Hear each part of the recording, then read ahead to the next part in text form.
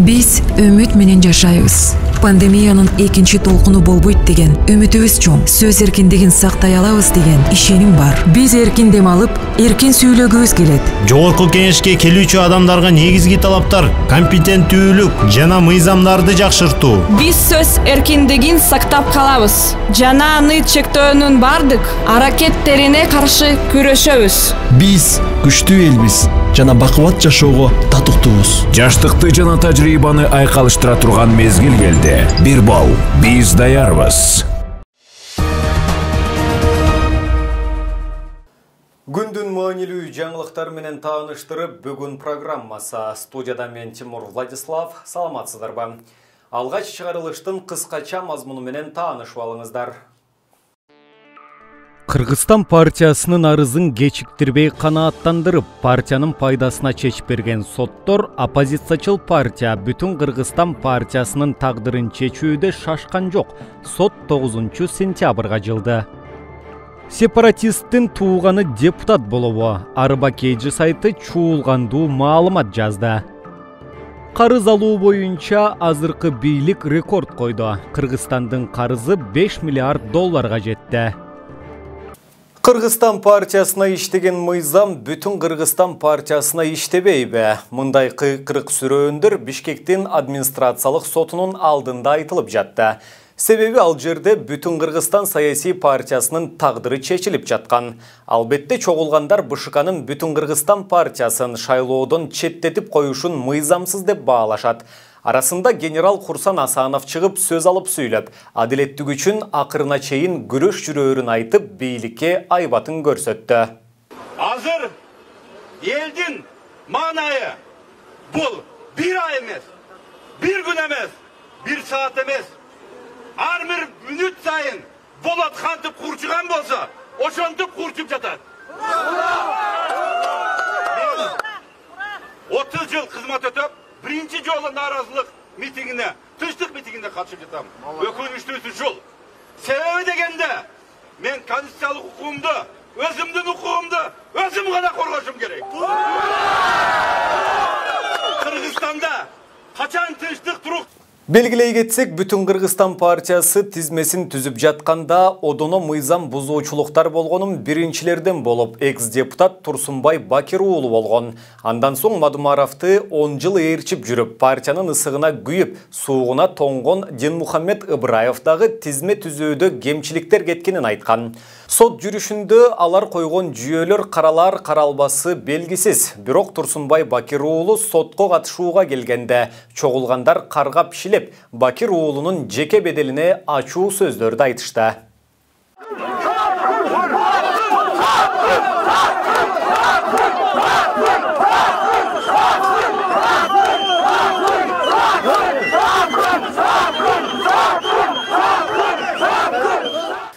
Адахан Кимсенбаевичтин Атамбаевдин балдары менен жолукту деген видео тасмасы дагы соц тармактарда катуу сындарга кабылды. Албетте эки тараптын жолугушуусу чын болсо, эч кандай мыйзамга каршы келген эч нерсе жок. Бирок саясий логика жактан алганда социал-демократтар партиясынын жактоочулары Атамбаевди кандай жол менен болсо дагы абактан алып чыгууга кызыктар. Ал эми Мадумаровдун жактоочулары азыр бийликке тиш кайрап жаткан кербезе. Эки күч биригип азыркы бийликке дагы чоң коркунуч жаралышы ыктымал деген кептер интернет желесин жойлоп жүрөт. Атамекен партиясынын үгүт кербени Ысык Көл облусунда болду. Партияны баштап бара жаткан жаш Тайманбас депутат Жанар Акаевди көлдүктөр жылуу маанай менен тосуп алышты. Бай партиялар добуштарды акча менен сатып алуу амалын көрүп жатканда, атамекенчилер эл аралап түшүндүрүү иштерин жүргүзүп, өздөрүнүн жаңы программаларын калайыкка жайылтып жатышат. Атамекен партиясынын үгүт кербени Орто Азия бермети Ысык Көлдө.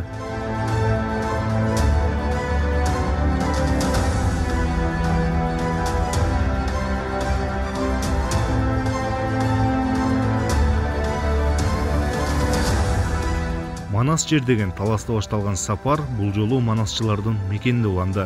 Талапкерлер жергиликтүү эл менен жолугуп, жаңы дем программасы менен тааныштырды.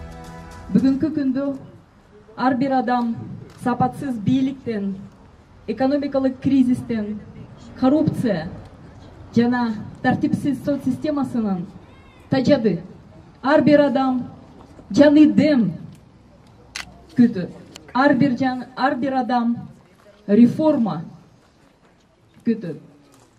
Атамекен партиясы шайлоого чыгып жатабыз. Жаны дем менен, жаны команда менен, жаны идеялар менен, жаны программа менен. 15 партия Аламанбайга ат салышты. Ушул 15 партиянын эми мен ачык эле айтайын, үчөөсү бийликке ыктаган, бийликтен чыкпаган партиялар. Аны силер жакшы билесиздер, мен атын айтпай эле коеюн. Ана мыногу өмүр бою куугунтукта жүргөн, өмүр бою оппозицияда жүргөн Атамекен партиясы.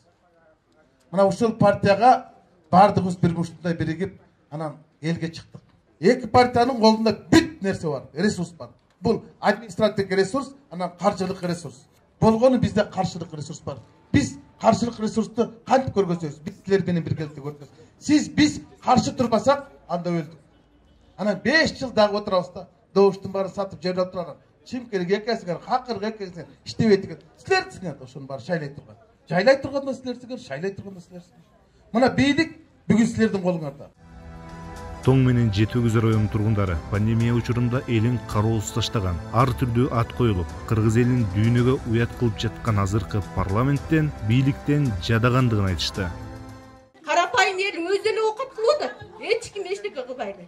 Мени тыятты, бирдеме сүйлөсөм тыгып салабыз 3 балаң менен дейт. Президенттин жолун тоздум, көрдүбү? Көргөн да жок. Жалаң эле колунда барлар жашайт, колунда жок. Эчтеке басып ала албагандар жашап атабыз. Депутат Жанар Акаев кылымдык коррупциялык бийлик кайрадан келүү үчүн акчаны сууда аягызып, административдик ресурсту колдонуп, бийликке келүүнү максат кылып жаткандыгын айтты. Биз силерге 1000 сомдон, 2000 сом, 5000 сомдон тарата албайбыз. Мына бүгүн чогулгандарга чай дагы бере албайбыз. Башкалардын бардыгы ошонтой жол менен алабыз деп атышат. Бирок биз ага жол бербешибиз керек. Кыргызстанды, парламентти, өкмөттү туугандашкан кландык система барын башкарабыз деп атышат. Biz ага жол бербейбиз. Ака, ука, куда, сөөк, бажа дегендердин бардыгын ордуна кое турган духу күчтүү, саясий эрки күчтүү парламент Атамекен партиясы. Алардын оюна койсоң бардыгы туугандашып келип, кландашып келип, бүт тармакты уурдап келип, парламентти дагы башкарып, өкмөттү өздөрү курап, ушулар башкаргысы бар. Биз ага жол бербейбиз. Биз мына силердин үнүңөр болуп туруп беребиз ушул парламентте.